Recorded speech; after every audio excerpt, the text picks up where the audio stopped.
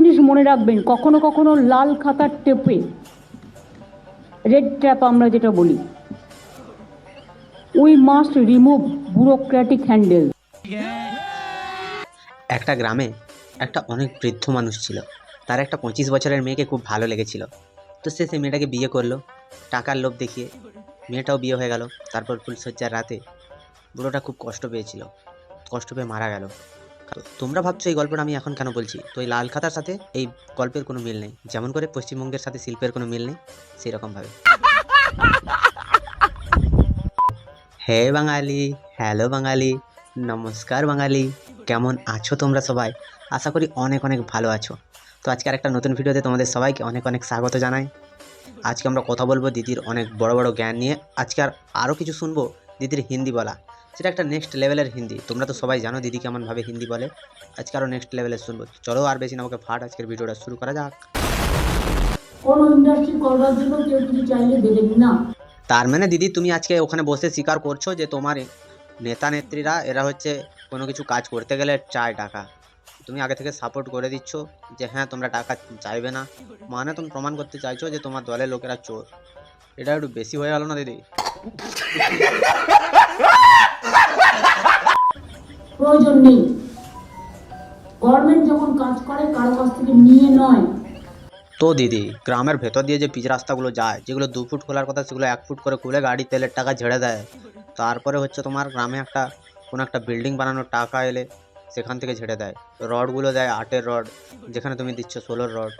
তারপরে হচ্ছে গ্রামের ভেতরে যে ঢালাই রাস্তাগুলো হয়, ওখানটা বাঁশের কঞ্চি দিয়ে ঢালাই করছে দিদি। ওখানটায় তুমি তো বলেছো রড দিতে, রডের টাকা ঝেড়ে দিচ্ছে।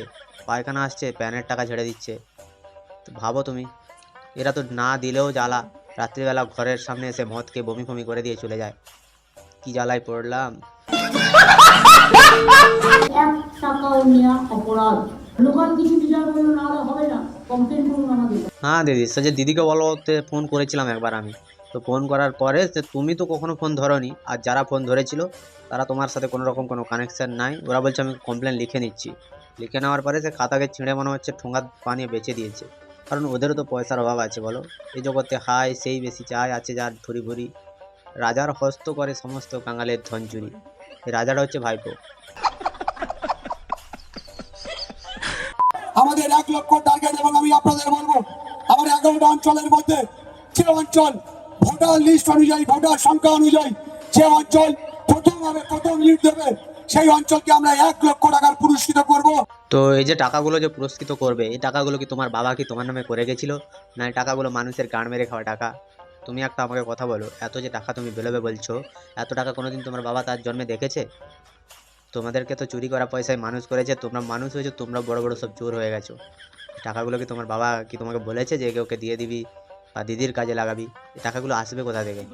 তো এদের যে চুরির মতলব বা এরা যে ভোট নেওয়ার মতলব, হ্যাঁ ঠিক আছে, ওই যে 1 লাখ টাকা পাবে, ওই টাকায় মদ খেয়ে বিজয় মিছিল করে নিও, তাহলে আমরা খুশি। ভোট এসছে না, এবারে কত ইন্ডাস্ট্রি আসবে, কত রাস্তা হবে, কত কি হবে। ভোট শেষ হয়ে যাবে, যে যার পেছন মারাগা।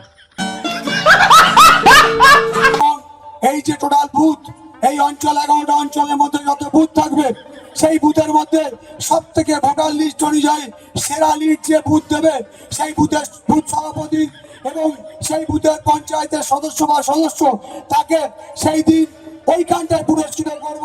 সেই বুথ কমিটির সভাপতি এবং বুথের মেম্বারকে 50,000 টাকা। দিদি এই মালটা নেশা বেশা করে এসছে। দেখো তুমি এত টাকা এ কোথা থেকে পাচ্ছে। এ মনে হচ্ছে ডিয়ার লটারিতে 1 কোটি টাকা পেয়ে গেছে, সেই জন্য লক্ষ লক্ষ টাকা করে বিলিয়ে যাচ্ছে।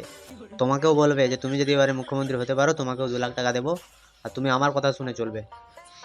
এইরকম তার কাটা মালকে রাখলে দিদি পুরো দলটারই গাঁড় মেরে রেখে দেবে। सालो हम कोई मंदिर का घंटा है कि कोई भी आके बजा जाता है। দিদি একটা কথা জানার খুব ইচ্ছে, যে এত যে ইন্ডাস্ট্রি হচ্ছে, এত এত কোটি কোটি লক্ষ কোটি টাকা বিনিয়োগ হচ্ছে, তো এই বিনিয়োগের পেছনে তো মানুষেরও কিছুটা হাত আছে। তো এই মানুষগুলোর প্রতি তোমার কিছু ভাবনা আছে কি? তুমি কি কিছু ভেবেছো? তাহলে আমাদেরকে খুলে বলো। डेवलपमेंट करेंगे, साथ साथ में हमारा इकोलॉजी मेंटेन करना भी हमारा काम है और लोकल एम्प्लॉयमेंट जनरेशन करना भी हमारा काम है। अच्छा ठीक है। সবাই বলছে নাকি এগুলো সব ভাওতামি, এখানে কোনো জমি নেই, কিছুই নেই। তো সবাইকে যদি 30 একর করে জমি দেওয়া হয় পুরো পশ্চিমবঙ্গ, তাহলে সব জমি দিয়ে দিতে হবে। তুমি কিছু বলো এটা নিয়ে। हमने यही ठीक किया है कि एक छत में 30 एकड़ हम किसी को नहीं दे रहा है, 15% दे रहा है, जिसको चाय बगान का चाय चास नहीं होता है, चाय तैयार नहीं होता है, चाय में चास नहीं होता है, প্ল্যান্টেশন नहीं होता है।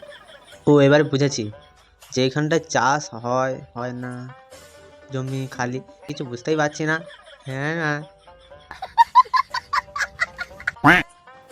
और एक पॉइंट है, अगर कोई हम देखेंगे कि जो चाय का जमीन में जो एक्स्ट्रा जमीन है, হ্যাঁ সে তো এক্সট্রা জমি তো থাকবে।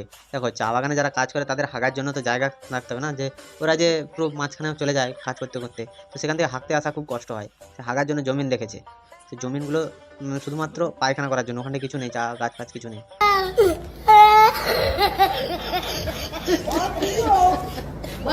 अगर वो कमर्शियल एक्टिविटीज करके चाय बागान बंद करके भाग जाता है, দেখো দিদি, হেগে যে এরা পালিয়ে যাবে সেটা আমরা জানি, কারণ পশ্চিমবঙ্গে যা উৎপাদ তোমার দলের লোকেদের, তো এরা হেগে দিয়েই পালিয়ে যায়, সেটা বন্ধ করে দিয়েছে। এবার গভর্নমেন্ট সে গুজমি নিয়ে করবেটা কি?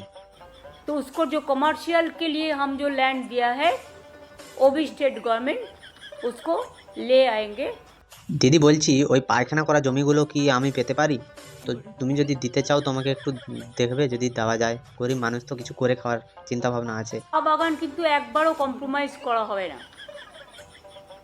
এটা মেনে দেয়া যেতে পারে। হ্যাঁ, অনেক অনেক ধন্যবাদ দিদি, তুমি পাটটাও দিচ্ছ, আমি খুব খুশি। আমি একটা চা গাছ লাগাতে চাই, ওই গাছটা থেকে চা হলে আমি সকালে ডেলি চা না খেলে ঘুমটা ঠিক ছাড়ে না। থ্যাংক ইউ দিদি, बहुत बहुत धन्यवाद। अगर चाय बागान का एक्स्ट्रा जमीन में जिसमें चाय नहीं होता है ऐसे ही पड़ा है, और साथ साथ में इसको हम टूरिज्म के लिए भी बुलाया। আরে লোকে ওখানে পায়খানা করে গেছে, গুয়ের উপরে কিসের ট্যুরিজম হবে? লোকেদের পায়ে হাতে গু লাগবে। ছি ছি ছি ছি ছি। দিদি দেখে শুনে বলো, ওরা হেগে দিয়ে চলে গেছে, তুমি সেখানে ট্যুরিজম করবে? ওখানে কি গোলাপের ফুল তুলবে? দিদি ওই জায়গাটাকে যদি আমি যদি কোনো কারণে নিই যে ওখানে একটা বড় ইন্ডাস্ট্রি বানাবো, গু প্রোডাকশন লিমিটেড, তো সেটার জন্য আমি জায়গাটা যদি নেই, তো আমি সেটা যদি আপিল করি, তো তুমি আমাকে দেবে তো? लेकिन अगर 15% भी पूरा हो जाए और प्रोविडेंट फंड ग्रेचुइटी वेजेस का कोई डिस्टर्ब नहीं है और एक्स्ट्रा जगह है जिसमें चाय नहीं होता है, वही जगह अगर कोई अपील करे तो पूरा इसको देखभाल करके एसओपी विल टेक के डिसीजन, ये भी केस टू केस होगा। बहुत बहुत धन्यवाद দিদি, অনেক খুশি আমি তোমার কথা শুনে। কি বাঙালি, ভিডিওটা কেমন লাগলো? যদি ভালো লাগে তাহলে লাইক কমেন্ট শেয়ার এবং সাবস্ক্রাইব করে দিও, পাশে থাকা বেল আইকনটা প্রেস করতে একদম ভুলবে না। সবাই ভালো থেকো, সুস্থ থেকো, সাবধানে থেকো, দেখতে থাকো বাংলার কুঁড়ে ঘর।